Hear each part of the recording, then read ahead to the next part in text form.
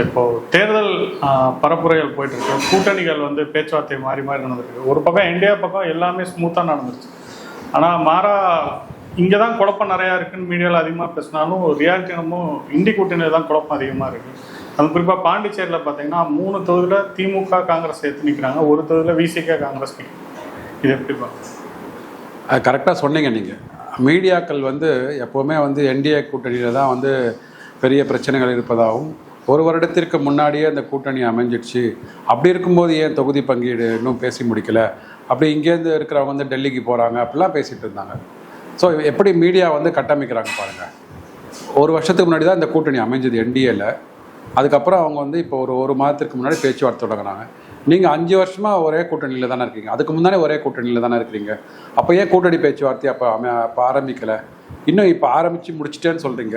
ஆரம்பித்து முடிச்சிட்டேன்னு சொன்னதுக்கப்புறம் பார்த்தீங்கன்னா எப்படி அந்த வடநாட்டிலலாம் பார்த்தீங்கன்னா இந்திய கூட்டணி வந்து ஆரம்பித்ததோடு சரி, அதுக்கப்புறம் ஆரம்பித்த தலைவரே வந்து வெளியில் போயிட்டார், நிதிஷ்குமார் வெளியில் போயிட்டார். அதுக்கப்புறம் பார்த்தீங்கன்னா டெல்லி எடுத்துக்கோங்க, ஆம் ஆத்மி காங்கிரஸ் எதிர்த்தாப்புல நிற்கிறாங்க.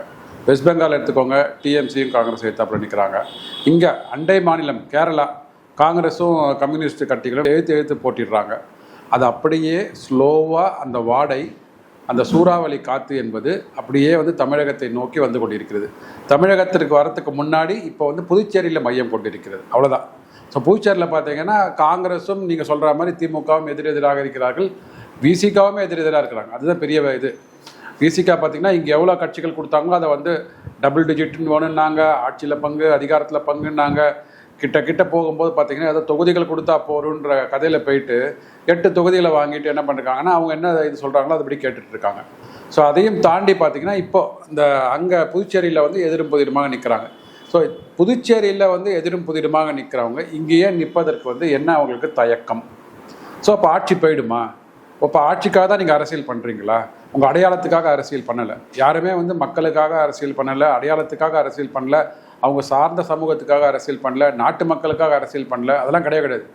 எங்களுக்கு எண்ணிக்கை முக்கியம்.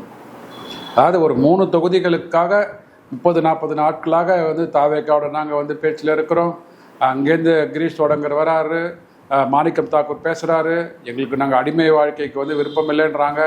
இவ்வளோ வந்து நீங்கள் வாய்ஸ் அவடால் விட்டதெல்லாம் வெறும் 3 தொகுதிகளுக்காக. அது மாதிரி விசிகாவும் அது மாதிரி தான் 6 தொகுதிகளிலிருந்து 8 தொகுதிகளுக்காக இருக்காங்க. கம்யூனிஸ்ட் பார்ட்டி 5 தொகுதி கொடுத்துருக்குறாங்க. அவங்களும் பார்த்தீங்கன்னா எங்களுக்கு மனக்கசப்பு இருக்குதுன்றாங்க. இதில் என்ன பிரச்சனை அப்படின்னா 2 கட்சிகள் உள்ளே வந்தாங்க. இந்த திராவிட முன்னேற்ற கழக கூட்டணியில் 2 கட்சிகள் உள்ளே வந்தாங்க. கடைசி நிமிஷத்தில் ட்ரெயின் கிளம்ப போகுது ஸ்டேஷன்லேருந்து, அப்போ போர்டான அப்போ வண்டியில் ஏறின தேமுதிக அவர்களுக்கு வந்து 10 தொகுதிகள், 3வது பெரிய கட்சி. அதாவது கம்யூனிஸ்ட்லாம் பார்த்தீங்கன்னா கழுத தேர்ந்த கட்டரம்பான மாதிரி 5 சீட்டுக்கு வந்துட்டாங்க. விடுதலை சிறுத்தை கட்சிகள் வந்து திமுக நிர்வாகிகள் திமுக விட்டு கொடுக்காம முட்டு கொடுத்து பேசுகிறத தாண்டி விடுதலை சிறுத்தை கட்சிகள் தலைவர் சொல் திருமாவளவன் வந்து எந்த சட்டம் ஒழுங்கு ஏற்பட்டாலும் இங்கே தமிழகத்தில் வந்து அமைதியான சூழ்நிலை நிலவுது, அங்கே ஆம்ஸ்டாங் கொல்லப்பட்டிருக்கிறாரு, திருநெல்வேலியில் காங்கிரஸ் பிரமுகர் எழுத்து கொல்லப்பட்டிருக்கிறார், இங்கே தான் வந்து வானம் மும்மாறி பொழிகிறது, நாட்டு மக்கள் நல்லா இருக்கிறாங்கன்ற மாதிரி பேசிட்டு இப்போ வந்து வெறும் 8 தொகுதிகளுக்காக தன்னுடைய அடையாளத்தை வந்து அடகு வைத்திருக்கிறார். சரி, அடுத்து மக்கள் நீதி மையம் டார்ச் லைட்லாம் போட்டு டமால்னு உடைச்சார், டிவிலாம் காணாமல் போச்சு. எனக்கு என்னவோ நான் நினச்சேன், சரி அந்த டிவியோட கண்ணாடி சிதறல்கள் வந்து சில்லுகள் வந்து அரிவாரத்தில் விழுந்திருக்கும், அதை எடுத்து திருப்பி ஒட்ட வைக்க போகிறாருன்னு பார்த்தா அங்கே போயிட்டு அந்த கண்ணாடி சிதறல்கள்லாம் அங்கே சுத்தமாக இல்லை அப்படின்னு பெருக்கிட்டு எங்களுக்கு ஒரு தொகுதி கூட வேணாங்க, எனக்கு நீங்கள் கொடுத்த ஒரு ராஜ்யசபா மட்டுமே போகிறோம். ஏன்னா கட்சியில் அங்கே ஆளே இல்லை, அதில் பாதி பேர் வந்து வேறு மாற்று கட்சிகள் போயிட்டாங்க, திமுகவே வந்து அடைக்கலம் ஆகிட்டாங்க. ஸோ இவர் மட்டும்தான் வந்து அந்த சாம்கோ ஹோட்டலில் வந்து மீட்டிங் போடுறாரு, அவரோட ரசிகர்கள் மட்டுமே வந்து அங்கே வந்து கலந்துக்கிறாங்க வச்சுக்கோங்க. ஸோ ஒரே ஒரு ராஜ்யசபா சீட்டுக்காக அவர் வந்து என்னத்து கதை திரைக்கதை வசனம் பேசுகிறார் பாருங்கள். நாங்கள் செய்தது வந்து தியாகங்கள் இல்லை, கடமை. தசாவதார படத்தில் தான் ஞாபகம் வரும் ஒரு வசனம் வரும். ஏன்னா இவர் வந்து உலக நாயகன், கதை திரைக்கதை வசனம் இதெல்லாம் பெரிய ஜாம்பவான், அதில் வந்து மாற்று கருத்தே கிடையாது. அவர் சொல்கிறதில் பார்க்குற இந்த உரையை எழுதி வந்து படிக்கிறாரு. அந்த குணாவில் வர மாதிரி கவிதைன்னு சொல்லுவாங்களோ அது மாதிரி இல்லை இது. ஸோ கதையை வந்து அப்படியே படிக்கிறாரு. படிச்சுட்டு என்ன சொல்கிறாரு, அந்த தசாவதத்தில் வந்த வாக்கியம் தான் ஞாபகம் வருது. ஒன்றுமே புரியல. அது என்ன சொல்கிறாங்கன்னா, தசாவத்தில் என்ன சொல்லுவாங்கன்னா, கடவுள் இருக்காரான்னு ஒரு கேள்வி கேட்பாங்க, இருந்தால் நல்லா இருக்குன்னு. கேட்ட கேள்விக்கு பதிலே கிடையாது. நீங்கள் வந்து ஒரு வாரமாக ஒரு 2 வாரமாக தொகுதி பங்கீடு பேசிகிட்டு இருந்தீங்க. தொகுதி பங்கீடில் என்ன முடிவாச்சு? உங்களுக்கு 5 சீட்டு கொடுக்குறாருனாங்களா, 10 சீட்டு கொடுக்குறாருனாங்களா? சரி 2 தான் கொடுக்குறேங்கன்னு சொன்னால் கூட 2 நாங்கள் கொடுப்போம், ஆனால் நாங்கள் காமிக்கிற சின்னத்தில் தான் நீங்கள் நிற்கணும் அப்படின்னு சொல்லிட்டு எவ்வளோ அழுத்தம் கொடுத்துருக்குறாங்க. உங்கள் அடையாளத்தை வந்து முகமூடியை வந்து கிழித்து விட்டு திமுக முகமூடியை உங்க மேலே போட்டிருக்கிறாங்க. அதை வெளியில் வந்து சொல்வதற்கு தயக்கம். அதுதான் கடவுள் இருக்காரா இல்லையான்றதுக்கு வந்து துண்டா எனக்கு விருப்பம் இருக்குது, எனக்கு நம்பிக்கை இருக்குன்னு சொல்கிறதுக்கு அதெல்லாம் வேறு விஷயம். உண்டா இல்லையான்னு சொல்கிறத விட்டுட்டு தொகுதி பங்கீடு என்ன ஆச்சு அப்படின்னா, நான் தியாகம் பண்ணியிருக்கிறேன். தியாகம் கூட கிடையாது, மக்களுக்காக இந்த கடமை, முன்னுக்கு பின் முரணாக பேசுறது. அது தாண்டி ஆர்எஸ் பாரதி ஐயா வந்து அந்த இதில் இருக்கார், அந்த நேரலையில் இருக்கார். அவர் மக்கள் நீதி மையம் கமலஹாசன் பேசி முடிச்சதுக்கப்புறம் ஆர்எஸ் பாரதி ஐயாவை பேசுகிறார். அவர் என்ன சொல்கிறார் பாருங்க, அவர் இன்னும் முட்டு கொடுக்குறாரு. மக்கள் நீதி மையம் கூட அவர் கூட சொல்லலை, அவர் வந்து கடமைன்றார், தியாகம்ன்றார். இவர் என்ன சொல்கிறாருன்னா, 2024 மக்களவை தேர்தலில் வந்து வெளியிலேருந்து ஆதரவு கொடுத்தாங்க, அதனால் நாங்கள் 40க்கு 40 வின் பண்ணோம், அதனால் சென்டிமெண்ட்டாக வந்து இந்த வாட்டி கமல் வந்து 2026 என்ன சொல்கிறாரு, சென்டிமெண்ட்டாக இவர்கள் தான் வந்து பகுத்தறிவாதிகளை வந்து வார்த்தெடுத்த இயக்கம், பகுத்தறிவாதிகள் கண்டெடுத்த இயக்கம். ஸோ இப்போ என்ன சொல்கிறாங்க, சென்டிமெண்ட்டாக வந்து அவர் திருப்பி எங்களுக்கு 2026 வெளியிலேருந்து ஆதரவு கொடுக்குறாரு. ஸோ உங்கள் வெற்றிக்காக ஒரு கட்சியை வந்து பலி கொடுக்குறீங்க, கட்சியோட கொள்கைகளை பலி கொடுக்குறீங்க. இதற்காக தான் பார்த்தீங்கன்னா உங்களோட வெற்றிக்காக தமிழக மக்கள் முழுவதையும் நீங்கள் பலி கொடுத்துட்டீங்க. இந்த கடந்த 5 வருஷத்தில் மக்களை வந்து சுலனா துயரத்தில் வந்து ஆளாக்கி விட்டு 5 லட்சம் கோடி ரூபாய்க்கு மேலே கடனை வாங்கி கிட்டத்தட்ட 10.5 லட்சத்தை தாண்டி போயிட்டு இருக்குது. இன்றைக்கி 10 லட்சம் கோடி கடனை தாண்டி போய் கொண்டிருக்கிறது. இந்த அரசாங்கம், இந்த ஆட்சி மீண்டும் வந்தால் கிட்டத்தட்ட ஒரு 20 லட்சம் கோடி கடனை வந்து தமிழக மக்களின் மீது சுமத்தி விடுவார்கள். அதற்காக தான் பார்த்தீங்கன்னா நல்ல வேலையாக என்டிஏ கூட்டணி நல்ல ஒரு பலமான கூட்டணியாக அமைந்திருக்கிறது. நல்ல தொகுதி பங்கீட்டில் சுமூகமாக முடிஞ்சிடுச்சு. 27 தொகுதிகள் பிஜேபிக்கு கொடுத்துருக்குறாங்க, 18 தொகுதிகள் பாமக, அன்புமணி தலைமையிலான பாமக, 11 தொகுதிகள் அமமுக கொடுத்துருக்குறாங்க. அழகாக வந்து ஜிகே வாசனுக்கு 5 தொகுதிகள் கரெக்டாக ஸ்மூத்தாக வந்து யார் யார் என்னென்ன தொகுதிகளை கேட்டார்களோ அவர்களுக்கு அழகாக இப்போ லேட்டாக வந்தாலும் லேட்டஸ்ட்டாக வந்திருக்கிறாங்க. அதான் முக்கியம். நீங்கள் எப்போ வரீங்க, எங்கேருந்து வரீங்கலாம் கிடையாது. கரெக்டாக வந்து தேதியில் வந்து கரெக்டாக கூட்டணியை முடித்தாங்க. நேற்றுலேருந்து பரப்புரைக்கு போயாச்சு, எல்லா தலைவரும் பரப்புரைக்கு போக ஆரம்பிச்சு. அதுதான் முக்கியம். நீங்கள் வந்து 1 வருஷமாக பேசிகிட்டு இருக்கிறீங்க, 6 மாதமாக பேசிகிட்டு இருக்கிறீங்க.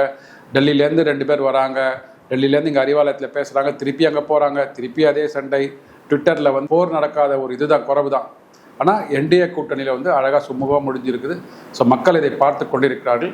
கண்டிப்பாக வருகின்ற ஒரு 30 நாட்களில் வந்து இன்னும் தேர்தல் பரப்புரைகள் வந்து சூடாக ஆரம்பித்தால் கண்டிப்பாக வருகின்ற 2026 ஒரு புதிய என்டிஏ ஆட்சி தமிழகத்தில் அமைவதற்கான வாய்ப்புகள் நிறைய இருக்குது. ஸோ இடி ரைடு வந்து கேஎன் நேரு மேலே வந்து ஃபிக்ஸ் பண்ணியிருக்காங்க. அதுக்கு வந்து எஃப்ஐஆர் போடலாம் அப்படின்னு சொல்லி சுப்ரீம் கோர்ட் வந்து வழிகாட்டாங்க. கடந்த 1 வருஷமாகவே அவர் மேலே வந்து இந்த ஜாப் ஸ்கேம் ஒன்று போயிட்டுருக்கு, டெண்டர் ஸ்கேம் ஒன்று போயிட்டுருக்கு, அப்புறம் பணி டிரான்ஸ்ஃபருக்கு ஒரு ஸ்கேம் போயிட்டுருக்கு. இந்த நேரத்தில் இந்த இது கேஎன் நேரு மேலே நெருக்கடி கொடுக்கறது ஒரு அரசியல் லாபத்திற்காக தான் நம்ம கன்சிடர் பண்ணிக்கலாம். அதாவது பார்த்திங்கன்னா எப்படி உங்களோட கேள்வியே வந்து என்ன ஆகிடுது பார்த்திங்கன்னா, ஸோ தேர்தல் நேரத்தில் நெருக்கடி கொடுக்கறது. ஆனால் நீங்கள் கேள்வியை ஆரம்பிக்கும் போது கடந்த 1 வருடமாக நடந்து கொண்டிருக்குது. ஆக்சுவலாக எனக்கு 2-3 வருஷமாகவே இந்த கேஸ் போயிட்டுருக்கு. இவங்க வந்து கேஸுக்கு வந்து அழகான டாக்குமெண்ட்ஸை கொடுக்காம, எவிடன்ஸை கொடுக்காம தள்ளி போக வச்சுட்டு கடைசியில் தேர்தலுக்கு வரும்போது இந்த மாதிரி ஒரு நெருக்கத்தில் வரும்போது உடனே என்ன சொல்கிறதுன்னா, இது மாதிரி வந்து இடி வைத்து எங்களை வந்து இது மிரட்டுறாங்க, முன்னாடி சிபிஐ வச்சு மிரட்டுறானுவாங்க, இடியை வச்சு மிரட்டுறானுவாங்க. இன்னும் கொஞ்ச நாள் பாருங்கள், இன்னும் ஒரு மாதம் கழித்து தேர்தலை தோத்துட்டதுக்கப்புறம் இவிஎம்ஐ வைத்து தமிழகத்தில் வந்து வின் பண்ணிட்டாங்கன்னு சொல்லுவாங்க. அந்த நேரட்டிவ் வந்துடும். இப்போயே நீங்கள் எழுதி வச்சுக்கோங்க, 2021 இவிஎம்மில் வந்திருக்காது. ஏன்னா 2021 வின் பண்ணிட்டாங்க. 2024 இவிஎம் வந்து கரெக்டாக ஒர்க் பண்ணியிருக்கோம். இவர்கள் தோக்கும் காலத்திலாம் இவர்களோட அமைச்சர்கள் மீது இந்த குற்றச்சாட்டுகள் எழும்போதெல்லாம் பார்த்தீங்கன்னா அப்போ வந்து இடி வந்து மத்திய அரசாங்கத்தோட ஏவப்படுகிறது. சார் இது 3 வருஷமாக ஓடிட்டு இருக்கு சார். டிசம்பர் 2025 என்ஃபோர்ஸ்மெண்ட் டைரக்டர்லேருந்து ஒரு லெட்டர் போகுது. யாருக்கு போகுதுன்னா டிஜிபிக்கு போகுது, டிவிஎஸ்சி ஹையர் அஃபீஷியல்ஸ்க்கு போகுது, சீஃப் செக்ரட்டரி ஆஃப் தமிழ்நாடுக்கு போகுது. 258 பக்க அறிக்கை. அதில் வந்து புகைப்படம்லாம் வச்சுருக்கிறாங்க. அதாவது கேஎன் நேரு அவர்களோடையும் முதலமைச்சர் ஸ்டாலின் ஐயா அவர்களோடையும் அந்த எந்தெந்த நிறுவனங்கள் வந்து இந்த மாதிரியான ஒரு கூட்டு சதியில் ஈடுபட்டாங்களோ அந்த நிறுவனத்தை சார்ந்த தொழிலதிபர்கள் வந்து அந்த அவங்க மீட்டிங்கில் இருந்திருக்கிறாங்க. அந்த ஃபோட்டோஸ்லாம் வந்து எவிடன்ஸாக கொடுத்துருக்குறாங்க. அதை தாண்டி பார்த்தீங்கன்னா கிட்டத்தட்ட அந்த கேஎன் நேரு அவர்கள் இருக்கிற துறையில் வந்து ஒரு கான்ட்ராக்ட் கொடுக்குறோன்னா 7.5%லேருந்து 10% வரைக்கும் வந்து கமிஷன்கள் வந்து பெறப்பட்டிருக்கின்றன. அதற்குண்டான வாட்ஸ்அப் சேட்ஸ் எல்லாத்தையும் வந்து அட்டாச் பண்ணியிருக்காங்க. இதை தான் சொல்கிறாங்க. இடி என்ன சொல்கிறாங்கன்னா, இதெல்லாம் நீங்கள் ஆவணமாக எடுத்துக்கொண்டு செல்லு, எஃப்ஐஆர் ஒன்று ஃபைல் பண்ணுங்கள்.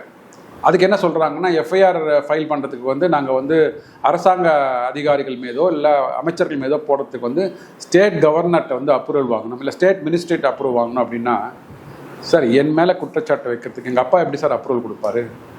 இல்லை என் பையன் மேலே குற்றச்சாட்டு எஃப்ஐஆர் ஃபைல் பண்ணுறதுக்கு நான் எப்படிங்க அப்ரூவல் கொடுப்பேன்? இது சாதாரண புரிதல் வேண்டாமா? ஸோ இதெல்லாம் தாண்டி என்ன சொல்கிறாங்க அப்படின்னா, உச்சநீதிமன்றத்தில் ஒரு டைரக்ஷன் இருக்குது. அதாவது வந்து இது மாதிரி அதிகாரிகள் மேலே இது பண்ணும்போது வந்து ஒப்புதல் வாங்கி தான் பண்ணணும் அப்படின்னு ஒரு டைரக்ஷன் இருக்குது அப்படின்றாங்க. அவங்க சொன்ன உயர் நீதிமன்றம் நான் 1 மாதத்துக்கு முன்னாடியே கொடுத்தாச்சு, ஏன் பதிவு பண்ணல, கண்டெம்ப்ட் ஆஃப் கோர்ட் நாங்கள் இஷ்யூ பண்ண போகிறேன்றாங்க. சரி, அப்போ நீங்கள் வந்து உச்சநீதிமன்றம் உயர் நீதிமன்றம் கொடுத்த டைரக்ஷன்ஸ் படி தான் அரசாங்கத்தை நடத்துகிறீங்க அப்படின்னா கொஞ்சம் பக்கத்தை 2 மாதத்துக்கு முன்னாடி திரும்பி பாருங்கள். திருப்பரங்குன்றம்ல என்னாச்சு?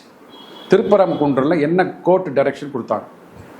இடி கேஸில் கோர்ட் டைரக்ஷன் கொடுத்தபடி தான் நாங்கள் வந்து போக போகிறோன்னு சொன்ன திமுக அரசாங்கம் திருப்பரங்குன்றத்தில் கோர்ட்டு கொடுத்த டைரக்ஷன் படி தீபத்தூணில் கார்த்திகை தீபம் ஏற்றினாங்களா?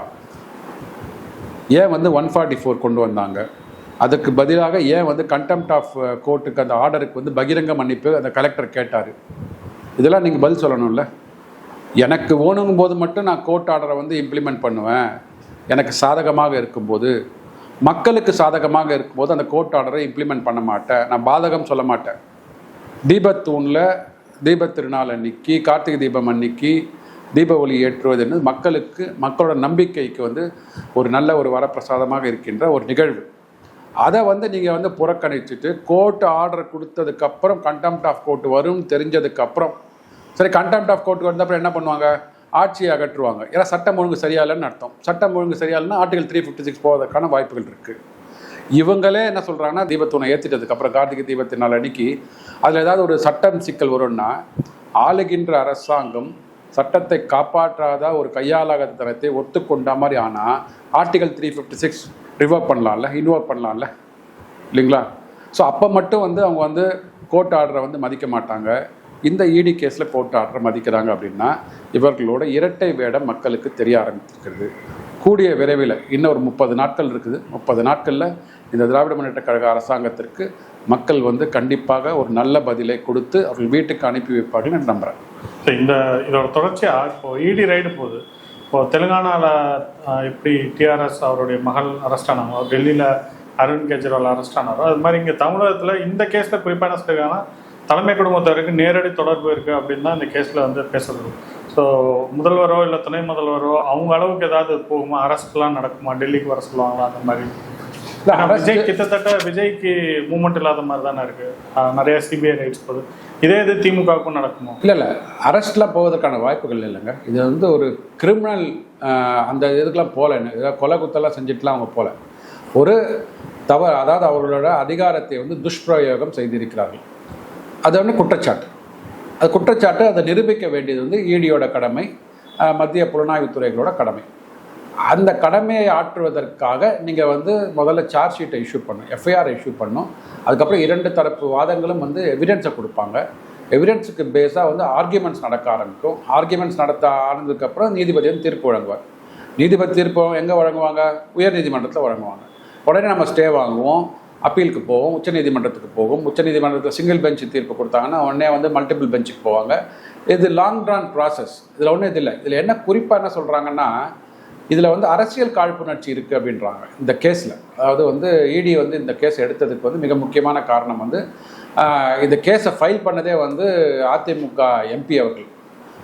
அதிமுகவில் இருக்கிற ஒரு வழக்கறிஞர் வந்து அவர் தான் வந்து இன்பதுரைன்னு நினைக்கிறேன், அவர் தான் வந்து இந்த வழக்கை பதிவு பண்ணியிருக்காரு.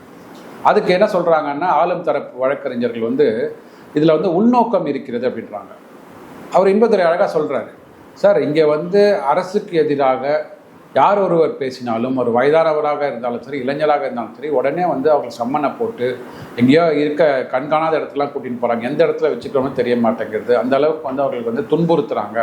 அதனால் சாதாரண மக்கள் வந்து இந்த அரசாங்கத்துக்கு எதிராக குரல் கொடுக்க முடியாது.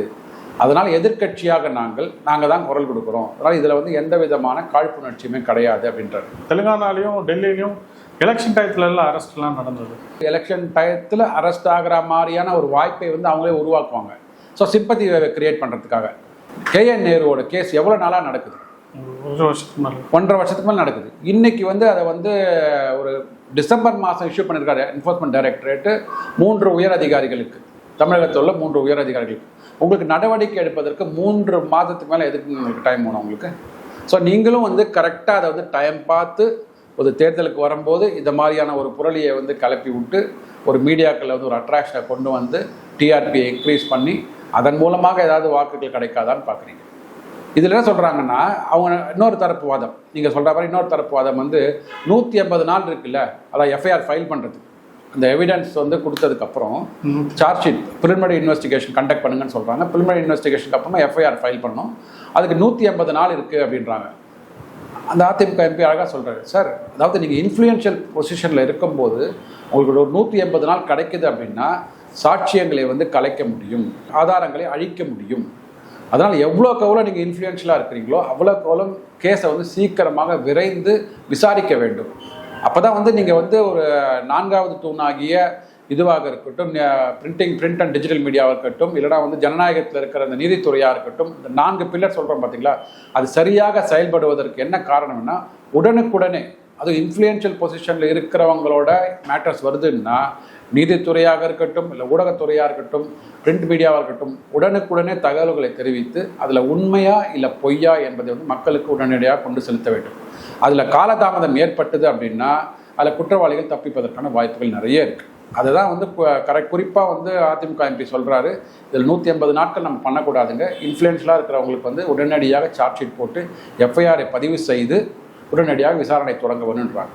அது இந்த கேஸ் நடக்குமான்னு நம்ம பார்க்கணும். சமீப காலமாக நடக்கக்கூடிய சேஞ்சஸ்லாம் பார்த்துட்டு இருந்தோம்னா, பிஜேபி பல மாநிலங்களில் செய்யக்கூடிய வேலைகள், உடனே அறிவிக்கிறது, தேர்தல் வாக்குறுதிகள் வழங்குறது, கூட்டணி கட்சிகள்கிட்ட ஸ்மூத்மாக போகிறது, இந்த மாதிரி எல்லா விஷயங்களும் அதே பேட்டர்னே இப்போ தமிழ்நாட்டிலையும் ஃபாலோ பண்ணுறாங்க. இது இந்த ஷார்ட் டேர்மில் பண்ணும்போது இது வெற்றி வாய்ப்புக்கு எந்த அளவுக்கு சாதகமாக இருக்குது? இல்லை, பாஜகவோட கூட்டணி நம்ம முன்னாடியே சொன்ன மாதிரி 2021 இவர்கள் என்டிஏ கூட்டணியாக இருந்தார்கள். அப்போ வந்து அதிமுகவுக்கு உள்ள ஒரு ஒருங்கிணைப்பு இல்லாமல் ஒரு 4%, அதாவது திமுக கூட்டணிக்கும் அதிமுக கூட்டணிக்கும் கிட்டத்தட்ட பார்த்திங்கன்னா ஒரு 4.5% தான் வந்து ஆட்சியை இழந்தார்கள். ஒரு 75 தொகுதிகள் இவர்கள் என்டிஏ கூட்டணி வாங்கினாங்க. அவர்கள் வந்து 169 தொகுதிகள் வாங்கினாங்க. கிட்டத்தட்ட பார்த்திங்கன்னா ஒரு 80 தொகுதிகளுக்கு கிட்ட ஒரு 4.5% மட்டுமே இழந்தார்கள். சரி, அதிமுகவுக்கும் திமுகவுக்கும் உள்ள வாக்கு வித்தியாசம் பார்த்திங்கன்னா ஒரு 3%. ஸோ அப்போ வந்து அமமுகவில் உள்ள இவர் வந்து டிடிவி தினகரன் வந்து தனியாக கட்சி ஆரம்பித்தார். அவர் வாங்கிய வாக்கு சதவீதம் 2.5. ஸோ திமுகவும் ஒன்றிணைந்த அதிமுகவும் ஆக இருந்திருந்தால் வாங்கியிருந்தால் எவ்வளோ வாக்கு சதவீதத்தை வெறும் 0.5% தான். ஸோ 0.5% ஆட்சியை வந்து இவர்கள் பறிகொடுத்து விட்டார்கள். சரி, அதுக்கப்புறம் பார்த்தீங்கன்னா அப்புறம் தான் தெரியும் உங்களுக்கு, இவங்க வந்து எதுக்கெடுத்தாலும் வந்து பிஜேபியை வந்து பி டீம்னுவாங்க, அதிமுகவோட பி டீம்னுவாங்க, அதிமுக வந்து பிஜேபியோட பி டீம் சொல்லுவாங்க.